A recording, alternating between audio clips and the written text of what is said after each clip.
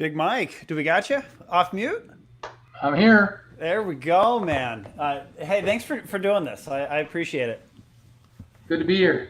Definitely. All right. So for those of you who, and who knows, we might have one, might have 50, but for those of you who are checking in, to my right, I've got the one and only Mike Surgis. So this is a live event that we marketed really for builder originators that focus on builder business.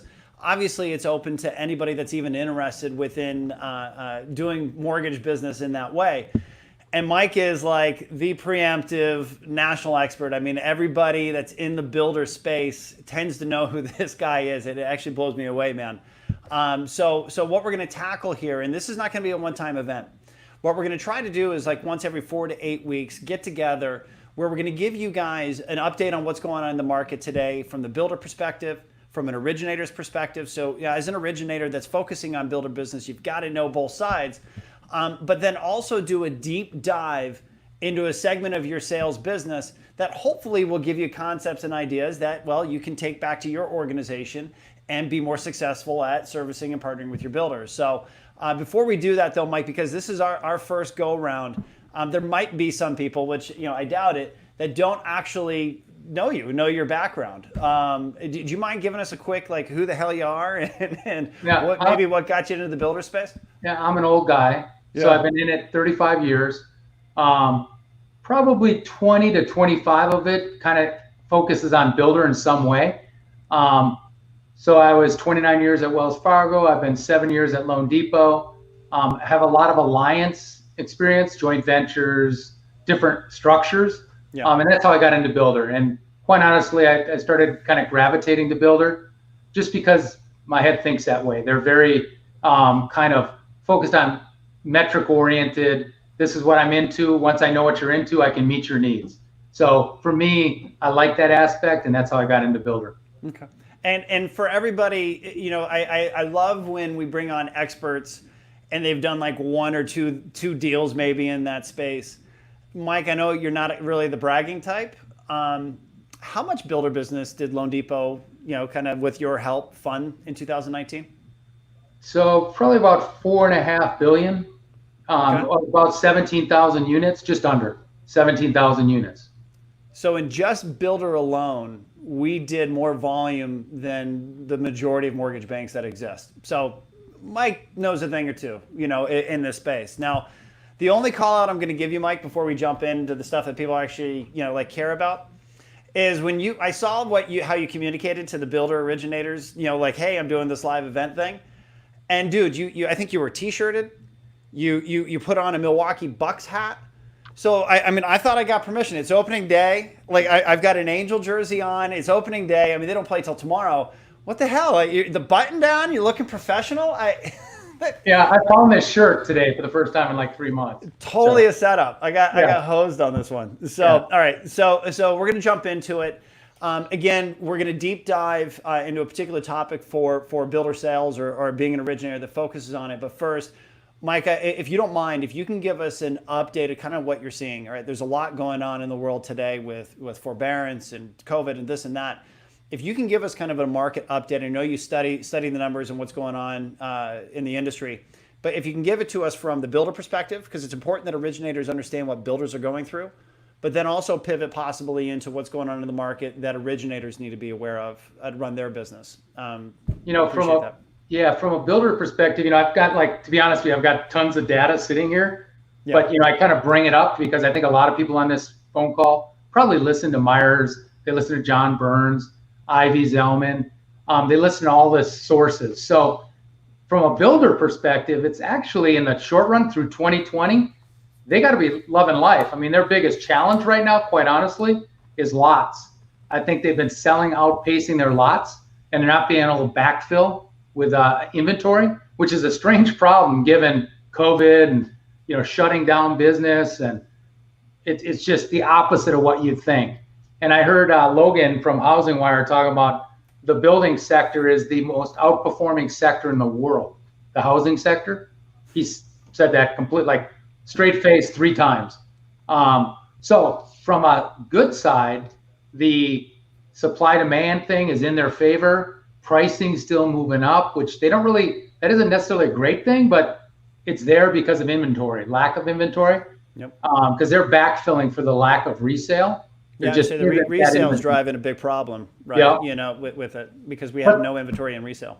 And then the other two biggies are really demographics. Quite honestly, there's been an under supply for many years.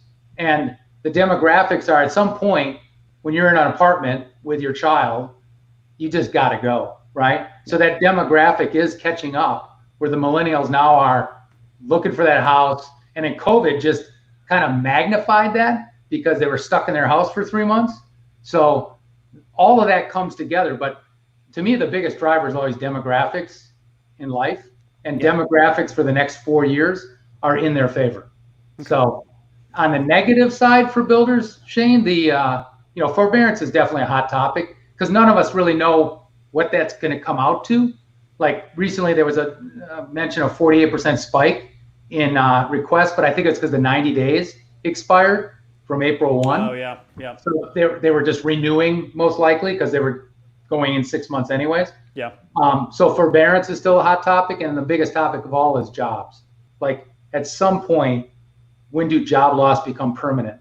Because having over 17 million people unemployed is tough. I mean, so that's the big one. So a couple things I actually would like is, not everybody, you kind of blew through a couple resources that you use, and kind of like, hey, yeah, no, I'm sure everyone that's in Builder does this. You'll be shocked. I mean, it's not all of us. You're in your position because of that stuff naturally. Do you mind repeating kind of the 3 or 4 sources that you'd mentioned that you listen to get your market information for those actually? Well, you have, like typically the builder guys, they'll use CoreLogic of some type, Market Track or some angle there. Yeah. They'll use Metro Studies Myers potentially for Zonda information. Like Myers has been, and again, they merged Myers and Metro Study just recently. Okay. They've been doing a COVID talk. It was every week. Now it's every 2 weeks. Now it's going every month. That is a great effort on their part to do that. So just kind of getting everyone together. Ivy Zellman is a well-known resource for builders, land acquisition, structuring, and then John Burns is another well-known source. And for anybody that is watching this, by the way, if you want to throw any comments in, questions, I'll definitely make sure and pause, because this is really for you guys, less about us. We're trying to add value to people that are in the builder space, whether they work for loanDepot or not. So feel free to add some comments and questions. Just got one from somebody saying awesome. So Mr. Mike, already you're getting an awesome. It ain't me. It definitely ain't the Angel jersey. So appreciate it. All right. So from the originator perspective. Yeah. Right, go ahead. I actually had a little harder time with this one because I was trying to think like the originator, right? Yeah. So all of those factors are important to them, to the originator, obviously. But I would say the biggest issue today for builder originators is managing capacity, because refis are mucking up the system, everything from appraisals to underwriting turn times. So unless your company really has that segmented and really has that focus on builder, you can get lost in the shuffle a little bit. So I don't think there's a lender out there that isn't breaking their records right now. Yeah. If you're not doing that, you've probably got problems. So number one, I'd say, is capacity management. Number 2 is product. As you guys, a lot of March and April was really rough, right? Non-QM was getting yanked. Even approved pipeline was yanked. That's a bad place to be. That never really happened before, right? Like approved pipeline? Never happened. I mean, before, people would honor an approval and a lock, right? Yeah. I mean, I've never seen it where they don't honor locks. That's just flabbergasted me. Yeah. But I think they, quite honestly, learned the lesson 10 years ago and went, we're shutting off the spigot. Yeah. So I would say number 2, stay alert to product. The good news is the last couple months, it's been loosening, if anything. Overlays coming off, jumbo coming out, non-QM creeping back in. So it's actually been loosening with capital because of the response from the government. Are you seing the long-term rate locks for commitments? What's going on? Yeah, the cost of those things are still dicey. But because rates are going to maintain pretty low rates for a while, I mean, I don't think anyone sees rates going up in 2020. So it's less costly. And in March, it was just a free fall. No one knew what the outside was, right? Yeah. So yeah, I think that's returned. But like I said, there are subtle little things to look out for, like self-employed. I think agencies even trying to interpret how to deal with self-employed future income. So they want more up-to-date P&Ls, just more of a nuisance, a little more subjectivity, which is uncomfortable. As a builder guy, you want to know you're solid, I'm done, move. Yep. So that's the LO perspective from my.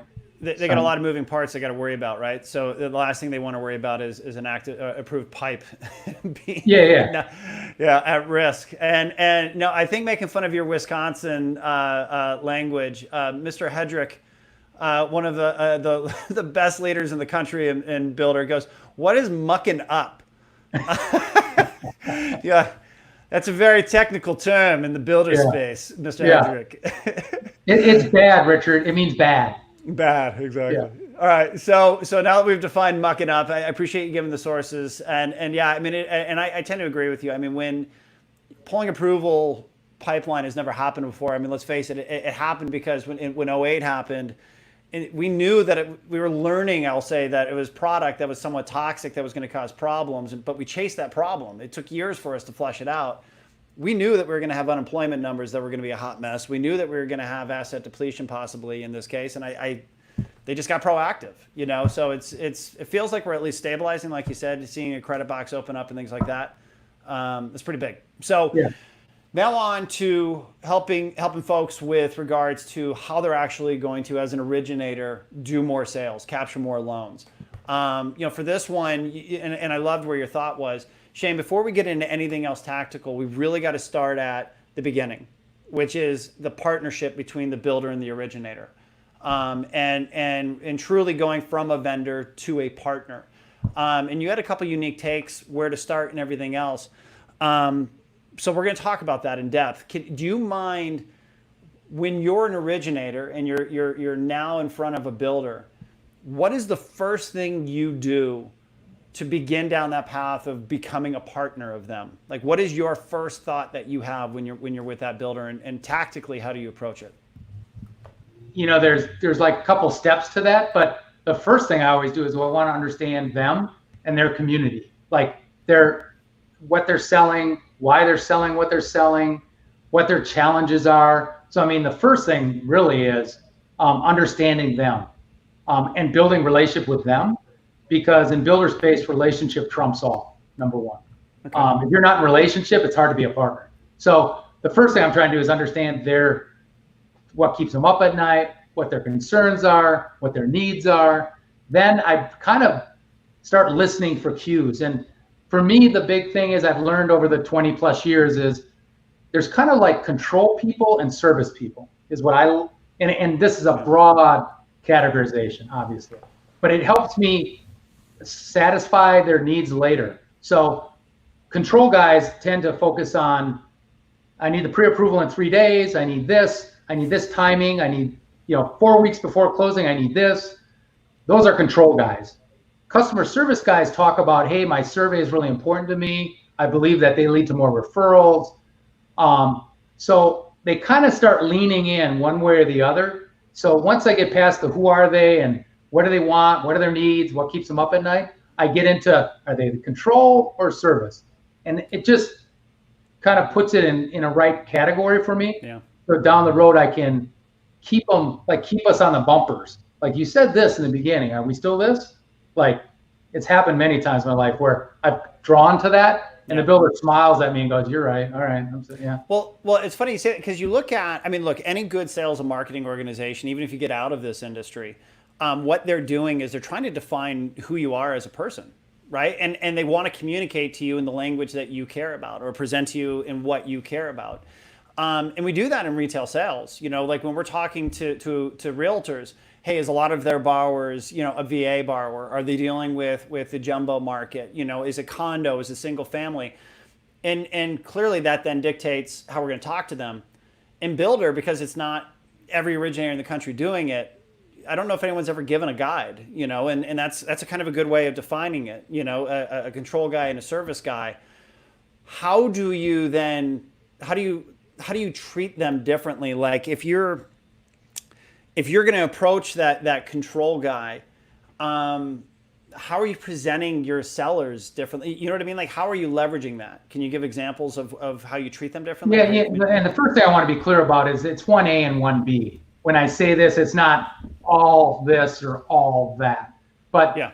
To your point, if you're a control guy, I'm very into making sure I know how they're measuring success. Like, does 3-day approval, hard approval, that's really important to you.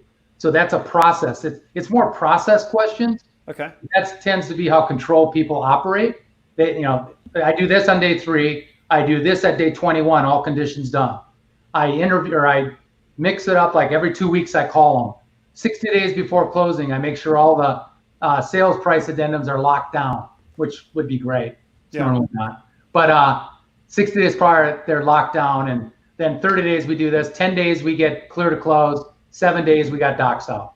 That's the kind of dialogue you kind of have with a control guy. Does that then, sorry to cut you off, because I do want to hear some of the things you do for service, but does that then control or change or determine how you maybe show reporting to them, like pipeline stuff, Totally.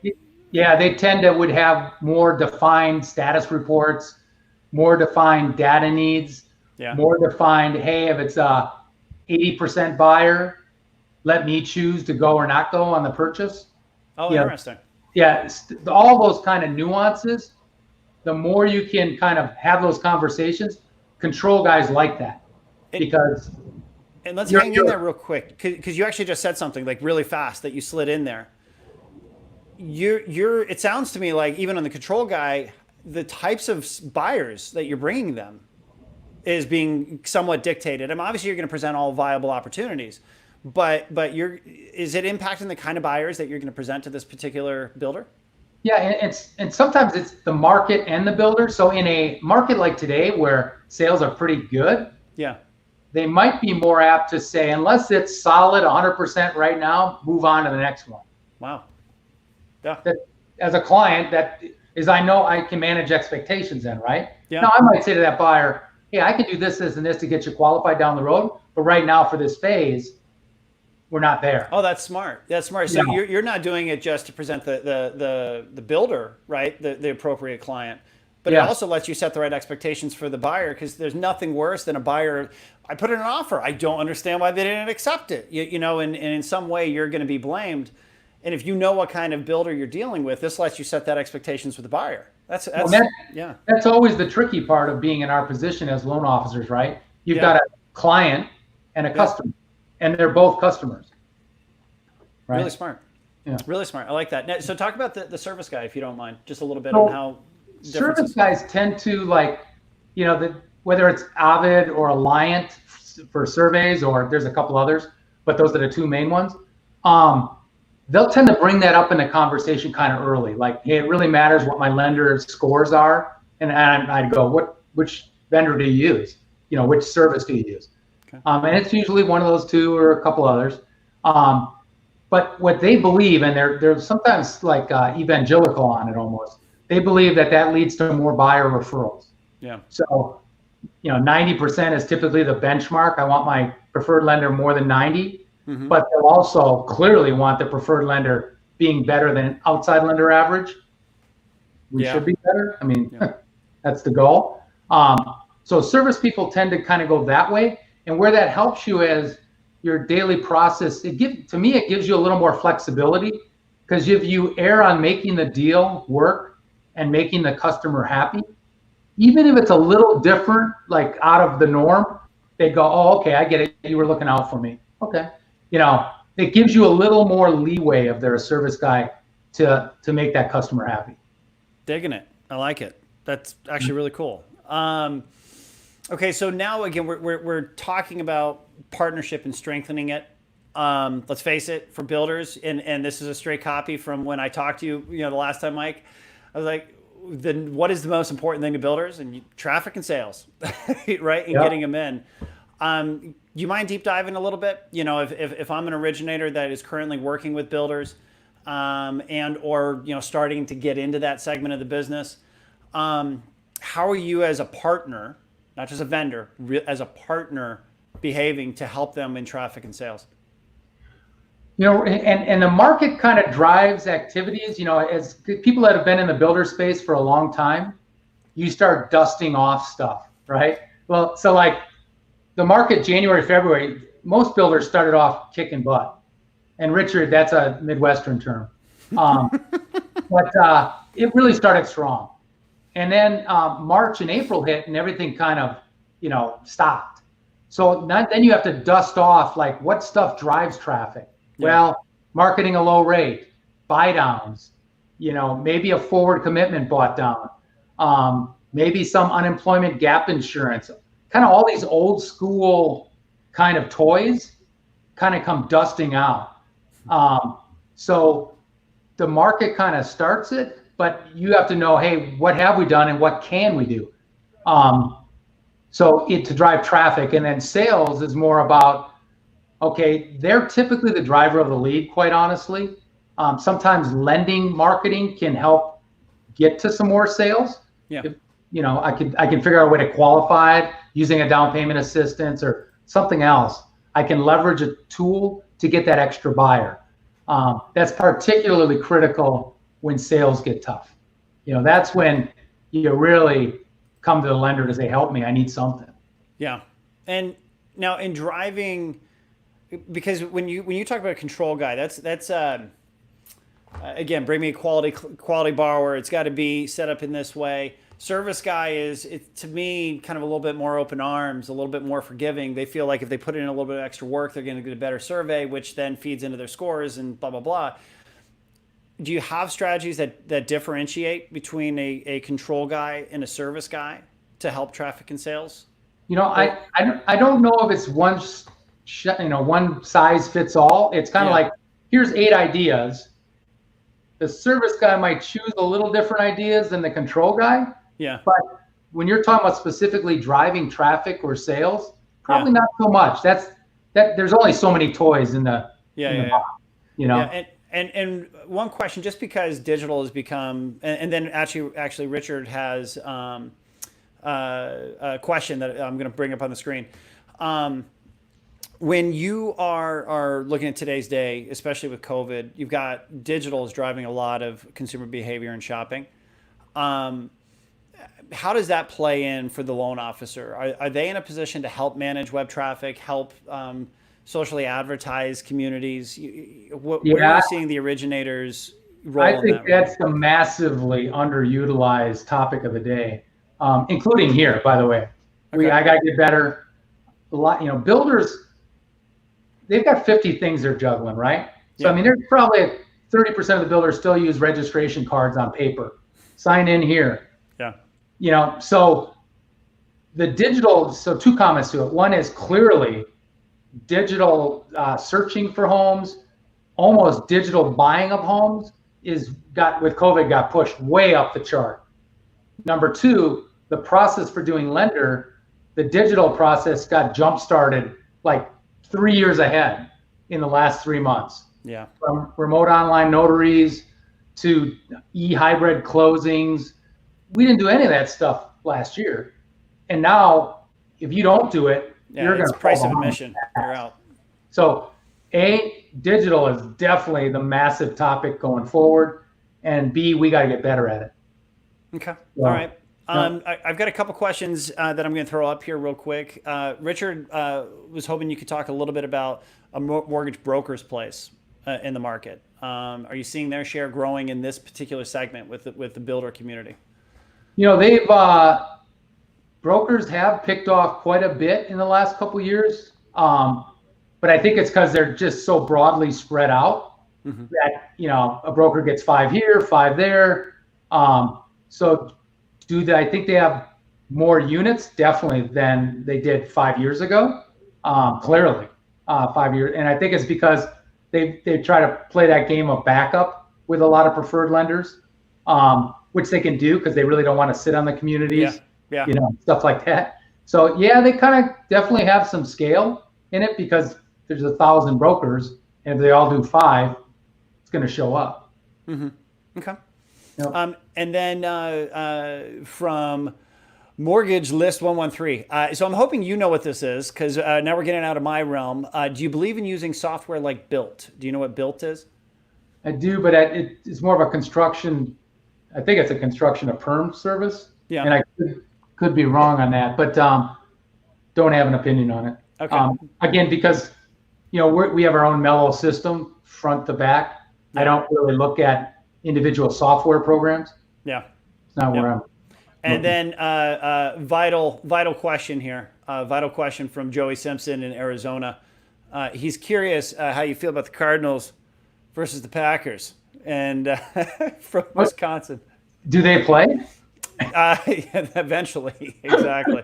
All right, so jumping back into it, I do want to talk about COVID a little bit more, just the impact, because I know a lot of our people on our team, they would be doing events like bus parties, and Mike Mathis had taught me about this, where he would approach a builder and go, look, I'm going to bring people to a red carpet party, and bring realtors to the event. So it was a way of adding value to realtors, but also a value to the builder to get more exposure. Out of the box and helping support that partnership right now, are you seeing anything different take place from a marketing perspective or an exposure perspective from an originator to a builder? I saw a couple of interesting things a month or two ago where they just started doing grand openings again, but they were doing social distancing and masks and everything. So, but it was cool because every 6 feet they had a little stand where instead of saying stand here 6 feet apart, they actually had a topic like that would educate the buyer while they're waiting to go in to the models. Yeah. And it was some were lending topics, some were about the home or community topics. I just thought it was clever. It was a SoCal builder, and I thought that was a fun idea. Zoom is getting a lot of play. Instead of a realtor bus tour, doing a Zoom new home tour. But that takes a lot of coordination because you got to have multiple builders involved. Yeah. You got to have enough scale on agent side, but a Zoom bus tour of new homes, because quite honestly, like I said before, the realtors, they're dipping into new home sales way more. You go to Boise and some of these cities, and it's heavy realtor in the new home communities. So this is where I'm going to show my interviewing chops. I suck. Because I'm supposed to have like a segue to ask you a question. Like I didn't know you were going to answer it this way. I can't think of one. So I'm just going to lead in and then you'll expand on this last point. Because when we spoke, you had made a comment that is vital, in my opinion, for really true partnership. You had said, Shane, as an originator, everybody at the builder matters. Like you've got to know everybody. They got to be a family. And I say that because as sales folks, especially in resale, you're almost like bang, bang, bang, bang, bang, bang, right? How can I take this 10-minute conversation to 5-minute and be just as impactful? And you had made comment, really in builder, you've got to slow down. Like you've got to know everybody from the top of the house down to, not that there's rankings, but the bottom of the house. Can you expand on that a little bit? Because that really hit home for me. Yeah, and that is vital. It's the right thing because it's a very tight team. Like the builder has their closing coordinator, escrow coordinator, and those kind of people tend to be in the office in the back, but they're critical because they're the ones that are controlling the pipeline for the builder. So if you aren't close with them, understanding them, helping them, that's a bad enemy to have, just FYI. So what my point was is there's a closing coordinator, whatever they call it in your location. Mm-hmm. There's a title company usually they use. There's an attorney if it's that kind of closing state. So I would know who the team, there could be insurance partner. Who is all on your team? I'd ask it that way right out of the gate. And in fact, a really good best practice is when you first start working with a builder, once you get that whole team, get on the damn phone on a conference call, say, let's walk through a loan and what you expect with all these team members on the call and say, okay, when do you expect this? How do you normally get that? What is the biggest issue you see? So you have the whole team early in the game knowing who you are. Yeah. So I think. Well, and ultimately, while it's a different population, like operationally it's different, product conversation is different, needs of the builder is different. At its core, it's still relationship sales. Totally. And understanding that without you in the room, they're having builder meetings, right? You know, the escrow officer, the closing, the builder, everybody. And when they're together, you want them to say, God, Mike is great, you know, or, you know, you want somebody to say, God, it was good seeing Mike yesterday, or he did this for me and this and that. The more your name is brought up, and in a positive light, where they're giving examples to each other without you in the room, it's going to make that entire experience better. Because when people are on site, they don't know who the builder salesperson is or what. They're just going to, hey, I need a mortgage. Can somebody help me?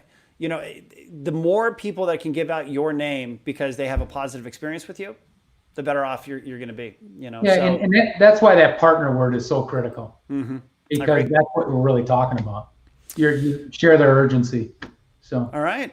So, Mike, this was our first go round. What do you think? Do we run this back sometime in August, September? Yeah, maybe get a little deeper on product or some specific thing. So cool. Sounds good to me. Cool. Well, I honestly, dude, I appreciate it. For me, honestly, you know, I don't work in builder. So even I get to learn a lot. This has been a good experience for me. So thank you again. Anybody that has any questions at all, feel free to shoot them to me, because I know I'm on the LinkedIn thing and I can get them to Mike, or Mike is also on social media. You can get him through LinkedIn as well. Look out for a recording. We'll make sure that we send that out to everybody. And unless you got something else, Mike, I think we're good to go. I'm good. All right, guys. Everyone, have a great day. All right. See ya.